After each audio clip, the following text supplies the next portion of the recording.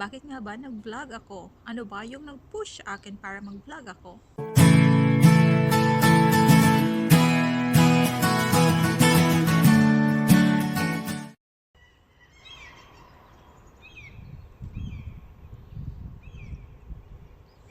Hi, my name is Sandra and you're watching Micro Moments. For today's video, tayo po ay magkukwentuhan. Yes, andito po tayo ngayon sa workplace ko. Kakatapos ko lang po from work. Ngayon po ay past 7 p.m. na. Time check, 7:24 p.m. Yes, friends. Pero, ano pa din, parang daytime pa din. Medyo makulimlim nga lang kasi kumpul-kumpulin dark clouds na naging isang malaking cloud na inanuhan niya, blinak niya yung sun. Kung kaya, hindi na masyadong maliwanag. Pero sa totoo lang, friends, kung wala yung dark cloud, as in sobrang liwanag talaga ngayon. Okay, back to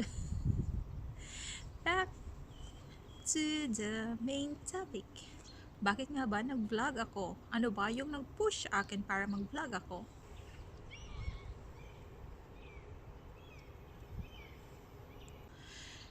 Kung makikita nyo po, friends, sa first post ko, ito po ay in Bisaya.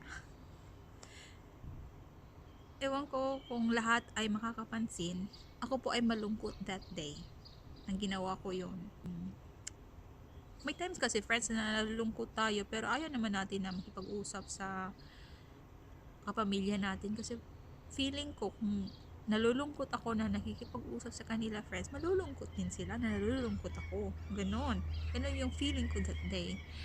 Kung kaya napaisip ako mag-vlog kaya ako at inisip ko na yung camera ay kaibigan ko, camera ng cellphone ko ay kaibigan ko. Yun, doon nag-start.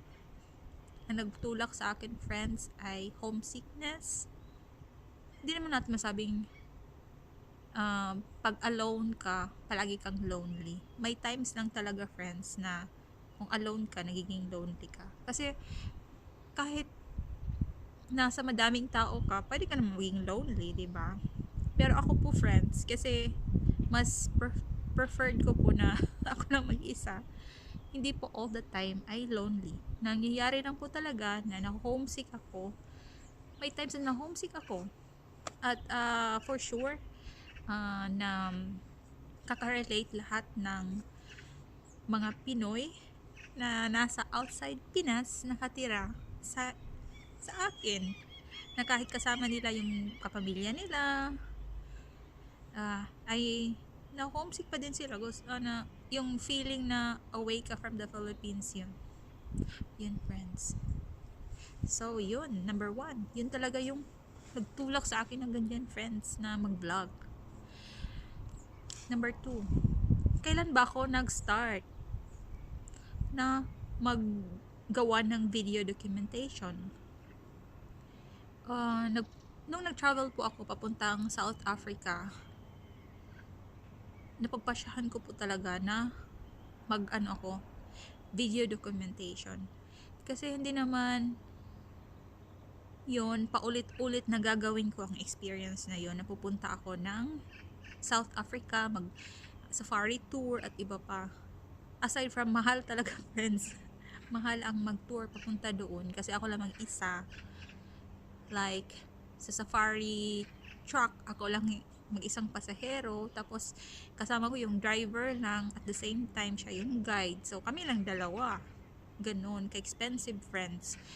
Whereas kung madami kayo na magtutour, hati-hati kayo doon sa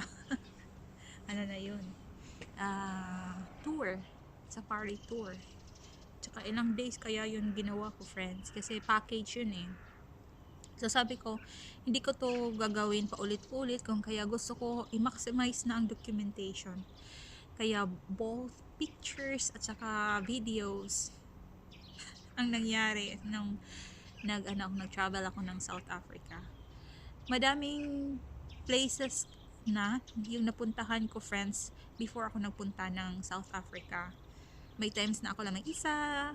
Tapos may times na kasama ko yung nanay ko dito sa Europe na travel. Tapos may times na kasama ko yung nanay ko, lola ko, at saka stepdad ko na napunta kami sa UAE tour.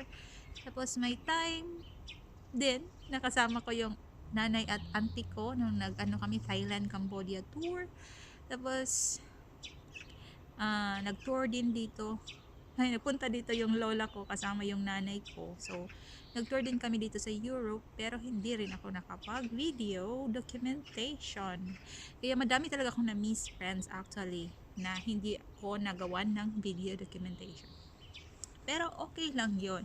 Nag-start talaga sabihin ko ulit, napunta ako ng South Africa kasi sabi ko hindi ko na to pa ulit-ulit na gagawin. Yung South Africa at saka Peru, as in grabe yung video documentation ko niyan sa travel na yun friends. Yun nga lang, hindi madami yung shinare ko sa vlog. Churi.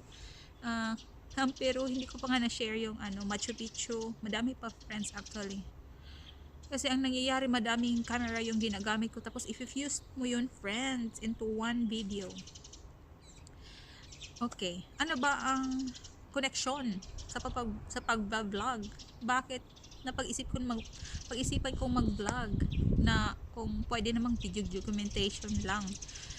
Friends, iba po kasi ang istorya ng kwento pag mapag-isa mo yun. Kaya sa sinabi ko nga friends, madami akong camera na bit-bit. May times na 2 GoPro plus meron pang another camera. Minsan 4 sa isang tahan lang. For example, Machu Picchu. Parang 3 camera yung nagamit ko. 2 GoPro at saka isang Sony na camera. So, pag gumawa ka ng vlog, mapupush ka talaga na i-fuse yung mga yung mga video documentation sa mga nakuha mo sa isang place at magawa yung istorya para pag pinanood ko kung matanda na ako ay yun talaga kung ano yung nangyayari. At isa din friends, aside from gusto ko ng ma-keep yung memory na yon memories moments na yon, hindi lang through pictures kundi through video documentation, ay gusto ko din friends na makarelate naman friends yung family ko at saka friends sa experience ko. Nakakatuwa kaya yung South African tour ko at saka Peru kasi it all you can yun friends. Tapos pag kinagabihan as in busog talaga. Yes friends, walang joke. Kasi minamaximize mo kasi yung bayad ko parang good for 2 people palagi. Yung room good for 2 people. Kaya napapamahal talaga friends kung ikaw lang mag-isa na mag-travel. Napapamahal tapos ka ng package tour for safety. Napapamahal siya. Pero ginagawa ko pa din kasi mas safe siya kumpara kung mag-backpacking lang. Yun. So, share ko na sa inyo yung 2 reason. Number 1, dahil yun, may times na nalulungkot talaga ako at saka nakaka-uplift sa akin na mag-vlog kasi sabi ko nga, yung camera ko ay ginagawa ko siya parang kaibigan ko na mapagkwentuhan. Number 2, sobrang hilig ko may bird friends. Sobrang hilig ko mag-travel at saka sobrang hilig ko mag-travel. Gusto ko na makarelate naman yung family and friends ko sa pinupuntahan ko. At the same time, pagtanda ko ay makikita ko yung mga videos, hindi lang pictures na sa mga pinanggagawa ko habang sa ngayon, diba? Masaya kayang memories na panoorin yun friends, yung video na nagagalaw-galaw talaga, hindi yung picture lang. Yun yung 2 rason kung bakit. Pangatlong rason friends, simula ng early 40s ako friends, napapansin ko talaga na hindi mahina na yung memory ko. Too sad. Yun yung nangyayari sa akin. At sabi ko, Hindi lang yung, kasi dati talaga naka-focus ako na yung mga travels, yun talaga yung i-share ko sa vlog ko for video documentation, 'di ba? Sabi ko, dapat pati mga small moments lang na pangyayari sa buhay ko ay i-document ko din para pagtanda ko, kung wala na ako masyadong maalala, ay kung mapanood ko, makarelate naman ako kung ano yung mga nangyayari nung 30s, 40s, 50s ako, 'di ba? Ah, yun. Kahit simpleng mukbang, kumakain, or namamalengke, nag-grocery, wala namang palengke dito. At kung ano-ano pa na maliliit lang na moments ay sinishare ko sa inyo, friends. Kaya naging micro moments yung name ng vlog ko. Kasi small moments. Small moments sa life ko. Yun yung pinashare ko. Yun po yung tatlong rason kung bakit ako nag-vlog. I hope po ay nagustuhan nyo po ang kwento ko for today. At kung ikaw po ay nabablog din, I hope gumawa ka din po ng ganitong post na pag-usapan natin naman. Interesado din ako makinig kung bakit po ikaw nag-vlog. Thanks, friends, sa panonood sa vlog post ko na to. Till next video, have a nice day! Yan, dyan ako nakaupo kanina, friends. Habang nagkikwento sa inyo.